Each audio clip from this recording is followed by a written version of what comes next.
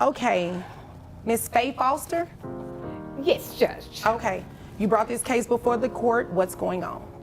Well, Your Honor, Judge, sir, ma'am, my daughter who I love dearly, but she is one lazy, sorry, using person. What did You she know do? what I'm saying? So, I let her move into my house 3 years ago, and she got 2 twin boys.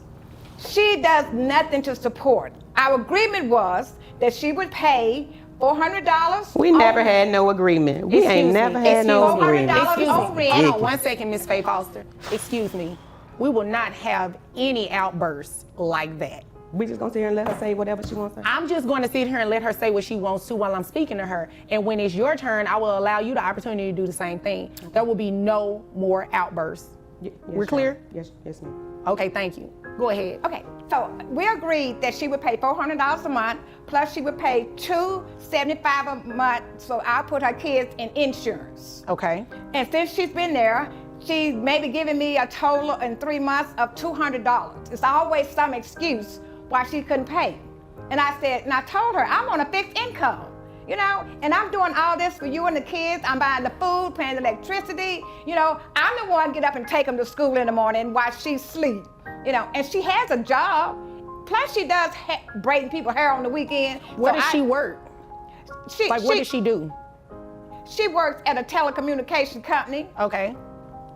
And I think she said she's a customer service somebody thing, but she braids hair on the side. Ma'am. You say she braids hair on the side? Yes, she does. In my back room. All right. And her clients come in, she give her clients snacks and stuff I don't bought for the kids, and just like she don't bought something. So I told her, you gonna have to start doing better. All right. And she told me. Wait a minute, Miss Faye Foster, let me stop you really quickly. Okay. You said she braids hair in the home. Do you know how much money she makes roughly on average a month? Well, I know she charges about $300 to $400 depending on the length of your hair. Mm-hmm. And she normally on the weekend do at least 3 to 4 heads. Okay. So I would say on the average, if we just do the lower end of it, she probably works about $1,200 on a Saturday. And sometimes she does it on Sunday, but most of the time it's on Saturday, all day Saturday. So about $1,200 every week. Right. Uh-huh. Okay. Keep going. Continue. Yes, ma'am. Continue. Okay. So I told her, I said, well, you can give me some of that, to help out. And on you living here and me taking care of the kids, and I'm using the gas to go take them to their soccer practice and to their football practice. And she tells me, you their grandmother, you supposed to do that. Oh. And I told her, I ain't supposed to do a darn thing. I ain't had no twins. Okay. But I love my grandkids, so I hate for them to be without just because their mama is trifling. Okay. All right. So we're going to not name call either, okay? I understand I understand sorry. Your emotions are I'm high. sorry. It's not a problem. I understand. I'm sorry, Your Honor. I understand exactly how you feel. I know what you're saying. It's plenty of grandmothers coming in this court feel exactly the same way that you do. I just ask that, you just be respectful to one another. Yes, ma'am. Okay. I'm sorry about that, Your Honor. That's okay. Now, how old are the twins? The twins are 10. All right. And you said they're boys? They're boys, 2 boys. All right. Are they involved in any kind of extracurricular activities? Yes, they play football and they play soccer and basketball. All right. And does mom help out with any of that? No. She always said, well, go ahead and pay their fees and I give it back to you. But I never get it back.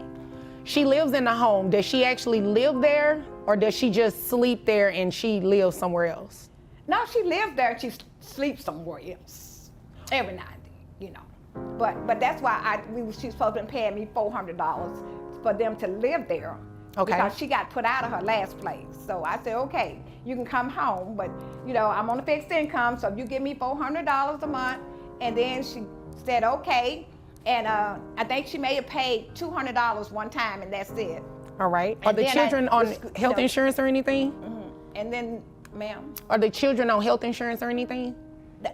The children, I put them in insurance because I asked her, do you have insurance on these kids? And she said, I can't afford it. So I said, well, they need insurance. They playing sports and stuff, and they get sick, and we don't have out of pocket. So I got insurance, and she agreed that she would pay me back each month what I had to pay for insurance. How much do you pay for the children only? The children only is $275. $275. Okay. All right. Is there anything else you want me to know before I move over to her? I know you, and I just need her to do the right thing. I just need her to do the right thing and hope you can make her do the right thing. Okay.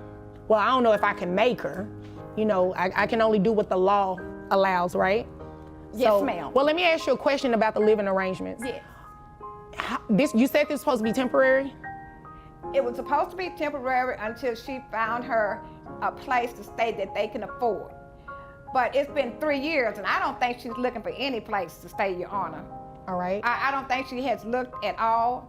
And she keeps saying, well, I don't have the money to get a place that's nice enough for me and the boys, and that I can afford. And then people want a high deposit and all this kind of stuff. So, you know, I'm like, okay, you know, but I need you to help out, you know, and that's fine, because you can't live nowhere else for $400. Okay. Yeah, that's a good point. That's a good point. All right. Is there anything else you want me to know before I move over to her? Yes, Your Honor. She, you know, she's always gone. She doesn't attend their a function, because she said, you know, she got to go out with her girls and kick it, or she got to be with a man and kick it. And so, you know, I was like, you're not even trying to be a part of these kids' life. You just want to be fancy free and let somebody else take care of your kids. So, Okay. you know, that, you know, Okay. So it's just too much. can I move over to her, or is there anything else? Yes, ma'am, go ahead. Okay. Now, you have the opportunity to let me know what you want me to know, respectfully. So, I mean, what's all that about? The huffing, puffing, and... Because she's lying. She's telling half-truths and sitting over there in her Christian outfit like everything she's saying is the gospel. Yes, me and my children did move in with her 3 years ago, but what she didn't say was, it's because I had a tragic divorce with my ex-husband, who her and her church members just wanted me to marry this guy because he was so churchly and good, and he ended up being the devil. And in our divorce, he wiped us clean. Okay. And my credit was messed up. He took all the money and he left, and he did all of that, and so it left us devastated. So my mother said that it was cool for us to come and stay with her while I get things together, and So let me get back on our feet. I understand all of that, but let me ask you a question. This just to fill in the gaps, right? So is it true what she said, that you're supposed to give her $400? No, that was never an agreement. Okay, hold on. So was there any agreement for you to give her any money to financially support your children? She said to... No, that was a yes or no. Not in that way. Not in that way. So explain the way. So when we talked initially, before even moving in, it was, y'all just come, you know, just take your time, get yourself together. I got you guys. I got my grandbabies, you know, who she was very instrumental in. I want grandbabies, I want grandbabies, I want grandbabies, I want grandbabies, I want grandbabies. So I'm giving you the opportunity. So because she's instrumental in wanting grandbabies, that means that she has to take care of them too? It doesn't mean she has to take. I'm saying she's not telling the full story how it is. It was never an agreement on a dollar amount of being able to help. It's just do what you can when you can. So was there ever an agreement for it to be a temporary situation? Well, yes. You'd agree with me that 3 years is no longer temporary, right? I would say it's no longer temporary, but in the moments where I would say, you know what, I'm gonna do what I can to see what I can to get, it was her, the one that was talking about, oh, that's not a good place for my grandbabies. You don't need to take them over there. And you know, I worry about y'all's safety over there, and that's too far, and that'll be taking them out of their environment. So are you, and please just stop beating on the table. Sorry. All of that is not necessary. I can assure you it's not. Just emotional. I understand, y'all need to calm down, all right? I can't believe I'm even here. Like, this is ridiculous. Well, this is where you come when you want some relief, when you are wanting certain things to happen. You come to court to take care of it. It's unfortunate that the two of you couldn't work it out because you're mother and daughter, but this is where you come, right? So do you have any intentions of moving out and taking your children, or are you going to move out yourself and leave the children with her? I mean, she knows what the situation is. I mean, when I was working, which she knows at this point that there was a huge layoff because of COVID, and why I started doing hair in the first place, to try and make amends. So for her to sit over here talking about, oh, I got all these jobs and I got all this finance coming in at this point, is just ridiculous. And it just shows to, just how low she'll stoop to how she behaves and how she acts. But she letting you live for free. She's been allowing you to do it for 3 years. She pays for everything for your children. She feeds your children. She takes them to school. She pays for health insurance. She's literally doing everything. You're doing nothing. But that's her story. I'm doing more than I'm doing exactly what I can. I cook, I clean, I do what the stuff she asks me to do for church. Hold on. Cooking and cleaning for a house that you reside in, you don't get any credit for that, okay? You should do those things, right? But in terms of your children, what are you doing? Because she said she's doing it all, everything I just named off. You have yet to dispute that. Well, I did get do stuff for their school. You're not always the one taking them to school, Okay, Mommy. I don't even know why you in here acting like you do that. Let's not derail this thing because you never answered my original question. So do you plan to move out with your children, or do you plan on moving out and allowing them to stay with her? Well, I mean, at this point, she dragging me all in here to court. I want to go out. I want to go out and move and find me and get me situated, and then I will be able to come back and get them and get the boys. So the boys are going to stay with her. When are you trying to move out? ASAP, because this is ridiculous. I can't even believe you brought me in here with this When you say foolishness. ASAP, do you mean that you're going to leave court today and go find somewhere? No, I'm gonna have to get on my hustle, to try and figure out, where I'm gonna go and, what I'm gonna do and how much is that gonna take. What are we looking at in timeline? Because we know the boys are gonna stay with her when this happens. So timeline, give me a reasonable timeline that you're talking about doing this. Within the next 2 months, I would say. 2 months, okay. Yeah. That's exactly what I needed to know. I ain't trying to stay where I ain't want it. Well, I don't think that's what she's saying, ma'am. She's just saying she wants a little bit of assistance. She's not saying she's not willing to help you. That's not a fair assessment. How much money do you make a year? At this point, probably around about 25. 25,000? Yes, ma'am. All right. You actually make more than that because we're going to deem that braiding as income. Now, she said you make about $1,200 a week. Is that true? That is not true. How much do you make a week? It just fluctuates on how my clientele Well, let's just do it by average then. On a monthly basis, how much money do you say you bring in from braiding hair? I would say monthly. Monthly, I would say $1,200. Monthly, $1,200? Yes, because I don't get 3 or 4 heads. I don't get heads all the time. And some of the people you see me braid is some of my girlfriends who, if I braid their hair, they'll do my nails or they'll do my lashes or they'll grab my kids from school for me if I need them to. It's we help each other out. So I'm not always getting money. Do I look like I was born yesterday? No. Right, so you want me to sit here and believe that braiding hair and you're charging how much per head?